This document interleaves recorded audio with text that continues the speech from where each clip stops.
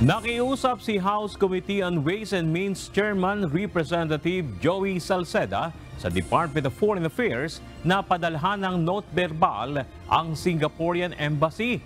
Kaugnay sa umano'y exclusive terms ng concert ng American pop superstar na si Taylor Swift.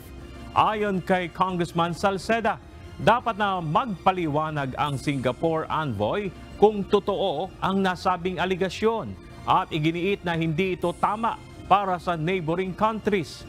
Dagdag pa ni Representative Salceda, taliwas rin ito sa consensus-based relations ng mga bansa sa ASEAN kung saan nawala ng pagkakataon ang ibang mga bansa na makapanghikayat ng mga dayuhan na manunood ng concert, habang ang iba naman ay maobligang dumayo ng Singapore para lamang makapanood ng Eras Tour.